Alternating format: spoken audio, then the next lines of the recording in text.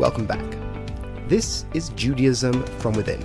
Judaism understood from within itself, ideally being able to express Jewish values and Jewish goals from Judaism's standpoint.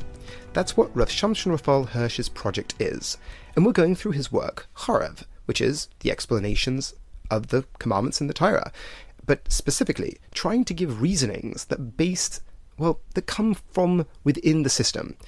Rather than, coming from outside the system, you're trying to express why Judaism's own goals are being accomplished by these commandments.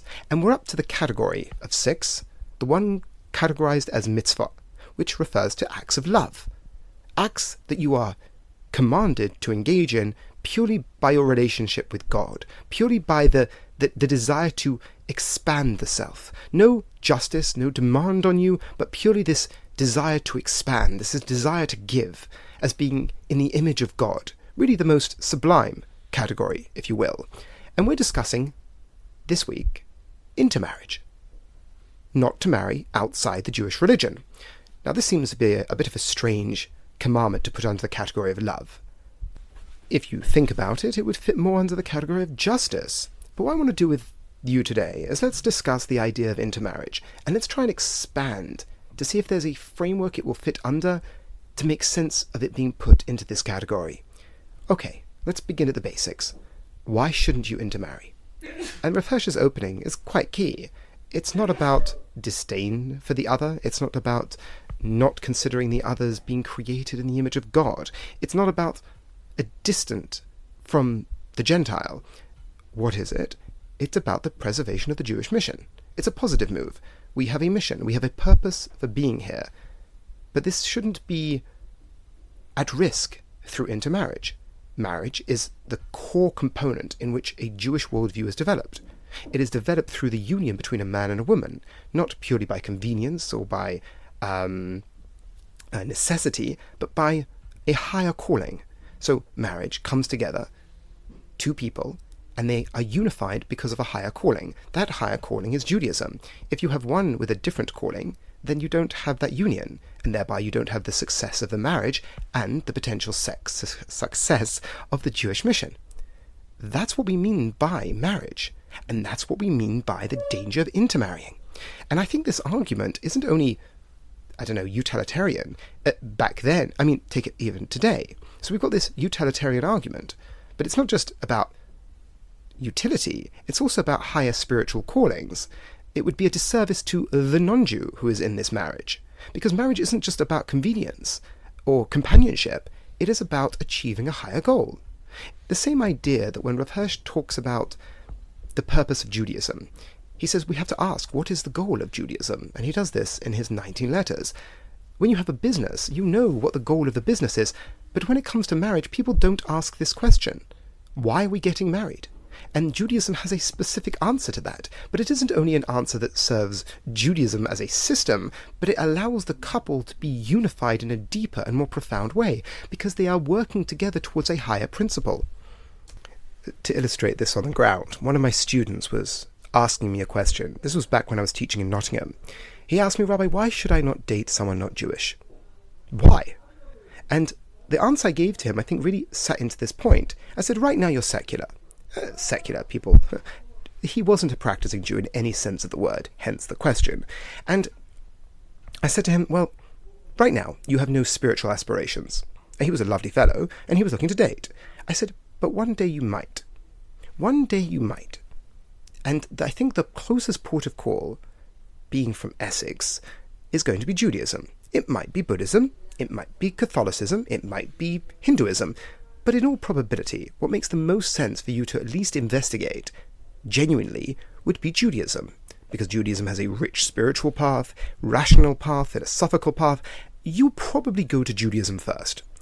Now, wouldn't it be nice if you shared that with a couple? Meaning, the person you decided to marry, you both had that first port of call.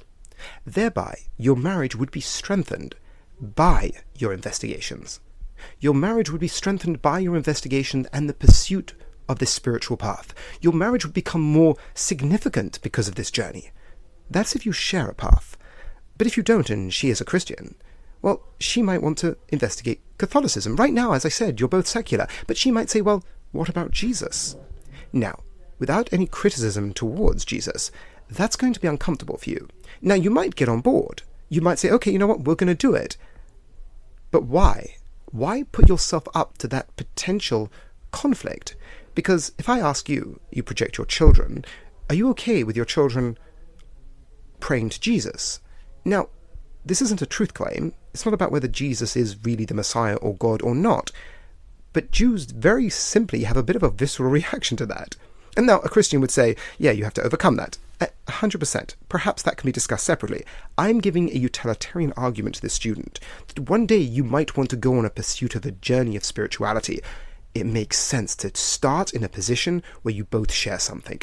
Don't amplify conflict when it doesn't need to be there. And if you both share a worldview, that is a beautiful direction that you both can take. Besides all the other advantages, be it anti-Semitism and sharing that difficulty when anti-Semitism rises. This isn't from Rav Hirsch, just a side point. When anti-Semitism rises, Jews feel it. Non-Jews don't feel it the same way. Not that they don't help, not that they aren't there for the Jewish people at times, but they don't feel it in the same way. To be able to connect with someone and having someone in your family who connects to these existential difficulties in the same way, once again, draws you both together. And that's Rav Hirsch's point. Marriage draws you together. Marriage accomplishes mission, but if you both have a different perspective, that robs you of mission. That makes the mission impossible, and that robs not only you as an individual and your spouse, but also the Jewish people of a potential loyal member of the Jewish community. So the first argument is a practical argument, but a practical argument in relationship to the mission of a Jew. But if we develop this, Rav Hirsch leans in on the idea that this isn't because of dislike of the non-Jew. Now, obviously, there are racists within Judaism, but Rav Hirsch is coming at us through a tradition of love for the non-Jew. And how does he develop this? He develops this in the distinction between a ger toshav and a ger tzedek. You are obligated in justice towards an idolater, but a moral non-Jew, a Jew who abides by the foundations of ethics, the 7 Noachite laws, let's call it the 6 negative, and the 1 positive, and the only positive expectation is an expectation of justice, well, then you are obligated to express love to them because of this closeness to what it means to be human. They are part of your community, not part of your community in the sense that they are Jewish and they share your mission, but they are part of your community that you have obligations towards them. And Rav Hirsch explains that this is the Jewish vision of the world. We are a universalistic religion. And when I say universalistic, there's a student of Rav Hirsch called Rabbi Leo Jung from New York, who makes a really important distinction in the conversation with Christianity. He makes the distinction between ethical universalism and church universalism. When someone says Judaism is a universal religion, what do you mean by that? He says we are an ethical universalist religion. Specifically, it's about your actions. For a non-Jew to become a Jew, it's only a question of actions. It's not a question of acceptance of the church. The church universalism is you have to be part of the church. Only through the church will you achieve salvation. But for a Jew, it's all about the action. Whether you become a Jew or don't become a Jew, we have this principle that every person has a share in the world to come, has a share in whatever we mean by this, obviously, is difficult to define, and any language we use will be borrowed, but we have this idea of the next world. But it isn't only for the Jew. To the same extent, a non-Jew can achieve it. A non-Jew can of course achieve the next world. Why? Based off their actions, not based off whether they come through us. We're universalistic in the ethical framework, not in the religious framework. What you do defines how we think God looks at you, whether you become Jewish or not. That's what Rabbi Leo Jung meant about his distinction between ethical universalism and church universalism, because the church cares more about whether you accept the church. Have you accepted Jesus' sacrifice? If not, well, then you are still sinful. Within Judaism, it's about your action, not about race, not about creed, not about color of the skin. It is purely based off action.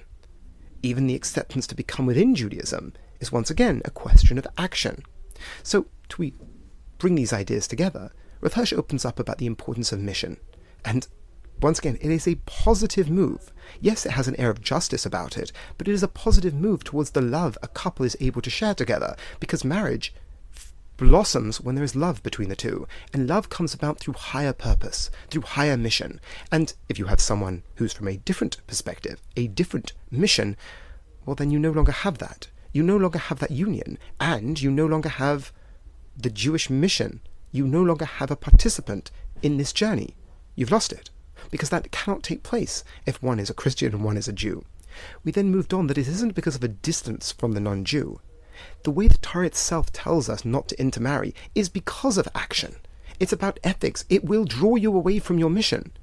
And we brought Rabbi Leo Jung's distinction between ethical universalism and church universalism. The church will accept you. The church thinks you're saved as long as you accept Jesus. Once again, the acceptance of Jesus. Within Judaism, it's about action. You can be you, I can be me. Whether you have a space in the world to come depends on your action. And Rav Hirsch sort of wraps this together with the closer you are to the non-Jew, the more boundaries you have to put up. And boundaries are put up not because there's no closeness. No, because there is closeness. Do you follow? It's not that there's no connection between the Jew and the non-Jew. No, it's only because there is a deep connection. We exist together. We live in the same communities.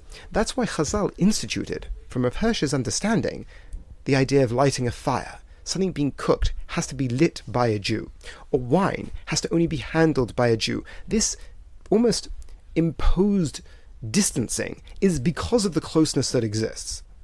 Not only just historically, but also on the level of principle. If you look at the non-Jew as being a child of God like you, that draws you closer to them. That's when Chazal put in barriers. There'd be no need for barriers if there was no closeness. If the Jew looked at the non-Jew as being something wrong or something dirty or something bad, there'd be no need for these barriers. No, it is because of this ethical universalism that we all look at each other as being children of the Almighty, drawing back to Rav Hirsch's point about B'ni B'chayri at the Exodus, my children, my firstborn Israel. Yes, if we are the firstborn, then everyone else is a child as well. So, wrapping it up, thank you so much for listening. Why you shouldn't intermarry. Put it into a very succinct point. There is a mission to accomplish. That mission is accomplished through the love of a man and a woman, through a union we call marriage. If that isn't there, then no mission and no union. As always, thank you so much for your time. Have a wonderful week.